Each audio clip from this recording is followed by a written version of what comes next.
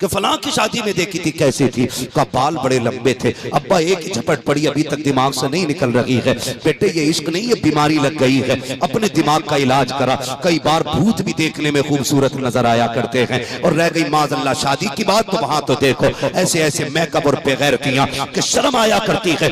न तो शादी और ब्याह में देखने के बाद, मैरिज हालों में फंक्शनों में देखने के बाद, पार्टियों में लड़कियों को देखने के बाद रिश्ते की तैयारियों में लग जाया करते हो, बाप की बात का इनकार कर दिया करते हो। कितनी आसानी से कहते हो नहीं तुम्हें क्या पता बहू कैसी होनी चाहिए, तुम पुराने जमाने का मॉडल हो, हम नए दौर के लोग हैं, हम बताएंगे बहू कैसी होनी चाहिए घर की। अरे नादान बता तो सकी, तूने तो भी एक झपट देखी है, तुझे क्या पता औरत कैसी होनी चाहिए। उस बाप से पूछ जिसने 30 साल एक खातून के साथ गुजारे हैं, औरत में कौन सी अच्छाई होनी चाहिए, कौन सी बुराई नहीं होनी चाहिए, उसी बाप से कह दिया करते हो। शादी अपनी मर्जी से की जानी है। जब तुम शादी ब्याह के लिए मैरिज हालों से देखी हुई लड़कियां, तमाशे और डांस पार्टियों से देखी हुई लड़कियां, और जाकर के फंक्शनों से बेगैरती के लिबास में टहलने वाली लड़कियां अपने घर की बहू बनाते हो, तो इज्जतों के जनाजे नहीं, बरकतें भी रूठ जाया करती हैं, रहमतें भी चली जाया करती हैं। 3 महीने नहीं गुजरते हैं, कभी कलियर लेके जा रहे हो, कभी अजमेर लेके जा रहे हो, कभी देवा शरीफ लेके जा रहे हो। मैंने कहा किधर लेके जा रहा है, कब भूत नहीं उतर रहा है। कई मजारों पे इलाज करा लिया,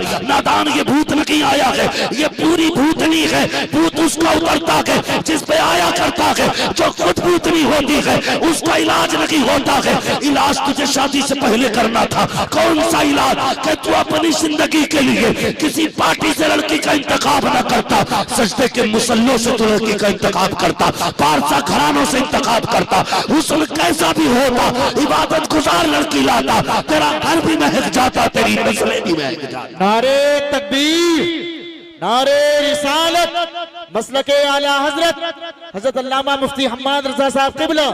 नारे तकबीर, नारे रिसालत, जिंदाबाद।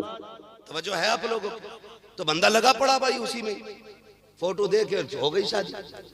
सोच समझ के नौजवानों, ये शादी ब्याह के फैसले गुड़िया गुड्डों के खेल नहीं होते। फिर उसके नतीजे में तलाकों की कसरत होती है। जब तलाक कसरत से होती है तो लोग इस्लाम पे उंगली उठाते हैं, इस्लाम पे उंगली उठाते हैं। निभाने वालों के लिए इस्लाम ने कितनी बरकतें रखी है। हाँ, बातें बिगड़ती जा रही हैं, हालात बदलते जा रहे हैं। नौजवानों हमें अपने कदम बेहतर करने, सेलिब्रिटी समझते हैं 4 दिन फॉलो हो जाए हमारा, 4 लोग हमें सलाम करने लग जाए, हो गए हम। कुछ भी नहीं है, आंख बंद होने की देर है। सारे सलाम करने वाले रखे रह जाएंगे, सारे फॉलोवर रखे रह जाएंगे, बस आंख लगने की देर है।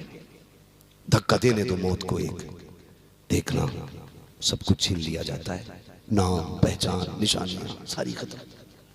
सिर्फ एक लाश के सिवा आप कुछ नहीं बचते हो, एक लाश के सिवा कुछ नहीं बचते। मैं बात कह रहा था, हम लोग सेलिब्रिटी उसे समझते हैं जिसका सोशल मीडिया पे चर्चा हो। सुने जरा, हजरत उमर फारूक आज़म, जंग का मौका है, मिंबर पे बैठे, अचानक कह देते हैं या सारी अल जबल।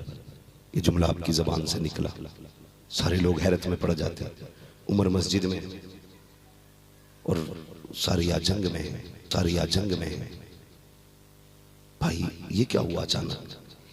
महीने बाद जब लश्कर लौटा और आके हजरत उमर की बारगाह में सलामी पेश की, लोगों ने कहा बड़े खुश लग रहे हो, कहा जंग जीत के आए हैं। ये भी एक बात जहन से साफ कर ले पहले, हमारा इस्लाम किसी पे हमला करने की इजाजत नहीं देता, अपना दिफा करने का इजाजत देता है। हाँ, ये जहन में बात रखिएगा। जो हमसे नफरत नहीं करता है, हम उससे नफरत नहीं करते, और जो हमें एक नजर देखना नहीं चाहता है, हम उसे आधी नजर देखना नहीं चाहते। यह है हमारा इस्लाम का मिजाज। प्यार बांटो, प्यार मिलेगा। नफरतों के बीज बोओगे तो नफरतों के सिवा कुछ नहीं मिलेगा। प्यार का बीज बोइए, प्यार का बीज बोइए। बस मेरी बात पर गौर कीजिए। जब पलटा वापस लश्कर, कैसे जीते? कहा हम तो हार रहे थे। हजरत उमर ने कहा था पहाड़ पकड़ लो, पहाड़ पे चढ़ जाओ। कहने लगे उमर तो यहां थे। कहा लेकिन कसम पैदा करने वाले की, महीने का फासला था, मीलों की मसाफत थी। का ऐसा लग रहा था जैसे उमर मेरे कान के पास से आवाज दे रहे हो। ये बात इतनी मशहूर हो गई, मक्का मदीना सब में शोर हो गया। अरे उमर देखो मदीने में बैठ के ना मीलों दूर की मसाफत तक का देख भी लेता है और आवाज भी पहुंचा देता है। लोगों में बातें होने लगी। ये बात चलते चलते मक्का शरीफ तक आ गई। मक्का शरीफ में आपका ना बचपन का एक दोस्त भी रहता था, बेदीन था वो। उसने कहा ये कैसा हो सकता, उमर मेरे साथ रहा है, मेरे साथ खेला कूदा है, ये बात कैसे हो सकती है वो यहां से मीलों तक का देख ले।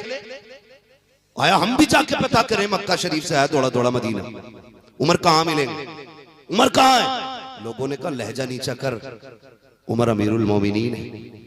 उसने कहा तुम्हारा अमीरुल मोमिनीन है, मेरा तो यार लगता है, मेरा बचपन का साथी है। किसी ने कहा जाओ, वो मस्जिद से निकलते होंगे।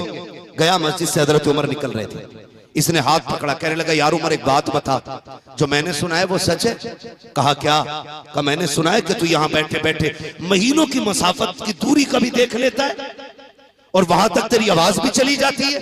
हजरत उमर ने मुस्कुरा के कहा तूने सच सुना है, तूने सच, जोर से तूने सच सुना है, और जोर से तूने सच सुना है, सच सुना है। कहा यार बता तो सही, बचपन में हम एक साथ ऊंट चराया करते थे, तेरा ऊंट गुम जाता था, तेरा बाप डांटता था खत्ताब, तो मैं दौड़ के जाता था, तेरा ऊंट तलाश करके लाता था, तुझे अपना ऊंट नहीं मिला करता था। आज ये तो बता कमाल कैसे मिल गया है, यहाँ बैठे बैठे इतनी दूर का कैसे देख लेता है, और कल तुझे ऊंट नजर नहीं आता था। हजरत उमर ने बड़ी बात कही थी, फरमाया था सुन, जब तेरे दोस्त थे तो कुछ नजर नहीं आता था, जब से हुजूर के दोस्त हो गए हैं सारा जमाना नजर आने लगा है। नारे तकबीर, नारे रिसालत, मसलके आला हजरत, जश्न दस्तारबंदी हजरत अल्लामा मुफ्ती हम्माद रजा साहब क़िबला, नारे तकबीर, नारे रिसालत, जिंदाबाद जिंदाबाद। मसला कोई नहीं बनता है जनाजे में कितने लोग आएंगे कितने नहीं, बस इतनी कोशिश कीजिएगा, किरदार बनाइए ऐसा कि लोग देख के मजहब इस्लाम के बारे में सोचने पे मजबूर हो जाए। हमारे कुछ नौजवानों में पीछे लॉकडाउन हुआ था, खुदा की कसम आज भी ख्याल आता, दिल से दुआएं निकलती हैं, जब लोग जिंदगी और मौत की लड़ाई लड़ रहे थे और परदेसी पैदल दौड़ रहे थे।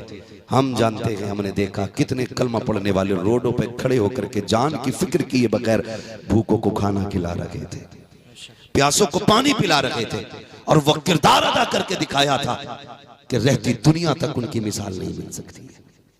सिर्फ एक शय में नहीं, हर शय में किरदार अपना उनका। नफरतें खत्म करो। अभी हम अपनों को प्यार नहीं दे पा रहे, दूसरों को प्यार कहां से देंगे?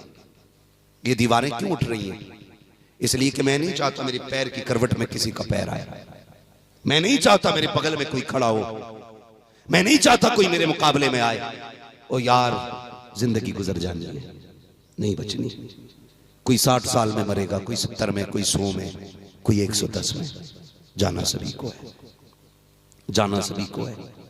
याद रखना, जाओ कभी अपने बड़ों के हाथ पकड़ो, कब्रिस्तान जाया करो और पूछा करो अब्बा ये कब्र जिसके आज मिट्टी भी बैठते बैठते इतनी हो गई है कि मिट्टी भी इसके अंदर चली गई है, अब्बा बताओ ये कब्र किसकी है? तुम्हारे बाप तुम्हें बताएंगे बेटे मेरे दादा ने बताया था, ये यहाँ के सबसे बड़े जमींदार की कब्र है। उसी की पहलू पहलू में कोई ऐसी कब्र भी होगी जो और पुरानी होगी, वो कहेंगे बेटे ये गरीब की कब्र है।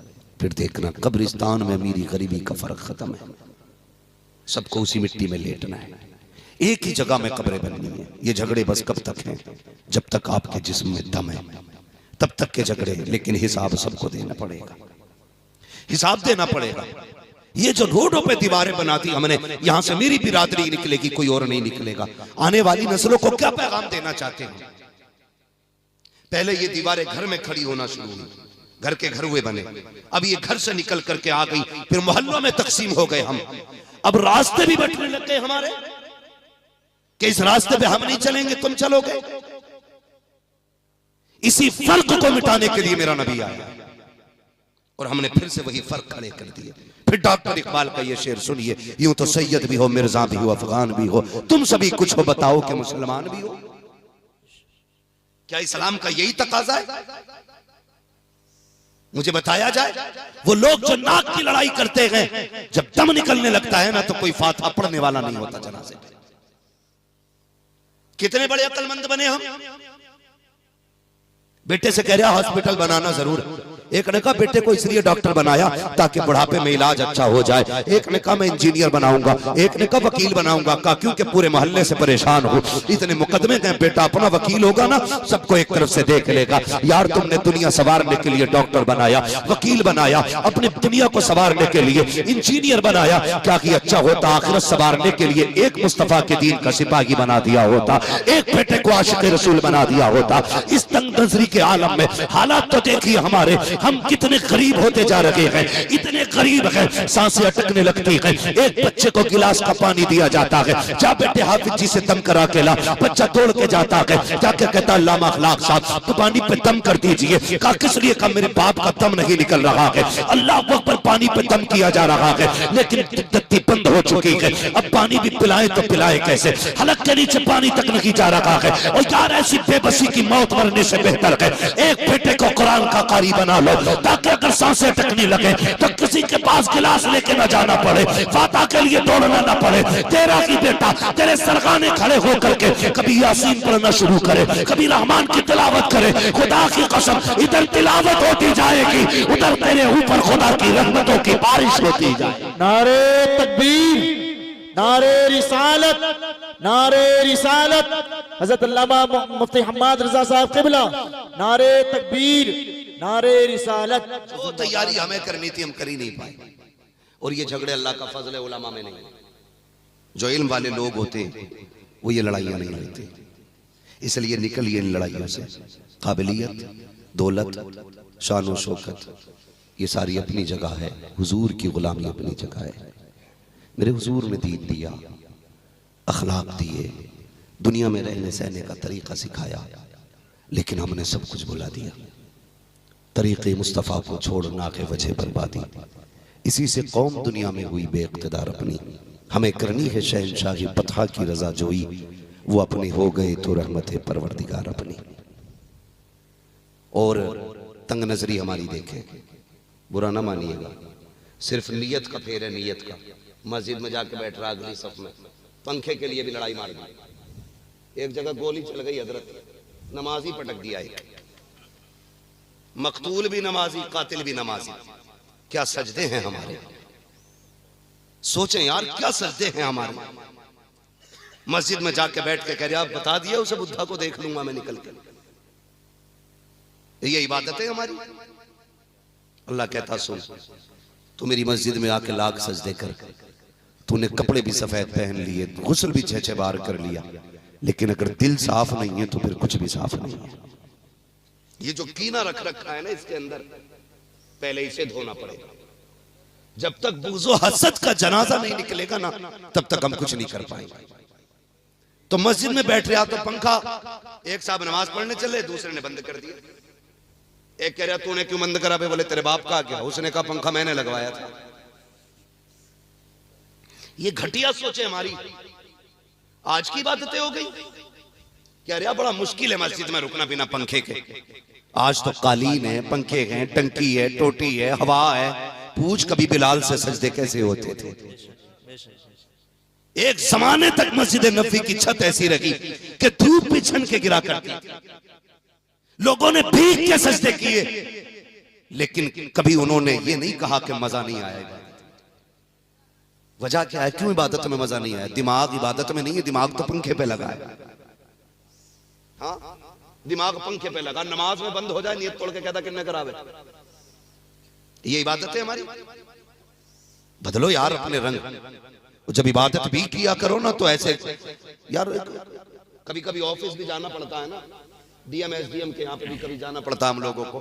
तो वहां देखो एक मुख्तसर सा एक छोटा सा अधिकारी है, जिंदगी का मालिक नहीं है, एक इलाके का, एक मुहित जमीन का, एक लिमिटेड हिस्से का मालिक है वो। लेकिन मजाल है उसकी बारगाह में खड़े होकर कोई सांस जोर से ले ले, मोबाइल नहीं बज सकता अंदर, साइलेंट, आप आवाज नहीं निकाल सकते। क्यों? एसओ साहब है, सीओ साहब है। सोच, अगर एसओ और सीओ का डर इतना है तो फिर खुदा का डर कितना होना चाहिए? है कोई डर खुदा का? कौन ही मार रहे आप? नमाज में भी कौन ही चल रही है। फिर कह रहे दिन नहीं बदल रहे, मैंने बड़ी दुआएं मांगी है, कोई मस्जिद नहीं छोड़ी जहां हाथ नहीं फैलाया, कोई दरगाह नहीं छोड़ी जहां जाके दामन नहीं फैलाया। यार तूने मांगा कब है? वो तो ये कहता है तो मुझे एक बार रहमान कह, मैं तुझे 70 बार अपना बंदा कह के आवाज देता हूँ। तुमने आवाज कब दी है? तुम तो वहां भी शानो शौकत के झगड़ों के लिए मर गए, वहां भी तुम्हें ऐशो इशरत के लिए जाके मरे, वहां भी तुम्हें अपने आराम की जरूरत थी, तुमने 2 मिनट के लिए हाथ उठाए, तुम्हारा कलेजा फट रहा था 10 मिनट बैठने में। ओ यार पता तो सही, माँ उस वक्त तक बच्चे को दूध नहीं पिलाती है जब तक वो नहीं होता है। अगर माँ बेटे को रोए बगैर दूध नहीं पिलाती तो क्या तू रब के आगे तो आंसू नहीं गिरा सकता है? क्या तुझे रब की बारगाह में रोना नहीं आता है? जा दावे के साथ कहता हूँ, मस्जिद में जा, ऐद करके बैठ जा, उस वक्त तक नहीं जाना जब तक तू देखा नहीं। खुदा की कसम, उसकी रहमत पर इतना भरोसा है, तुझे वो उठने से पहले तेरी जरूरतें भी पूरी फरमा देगा, तेरी मुरादों को भी पूरा फरमा देगा।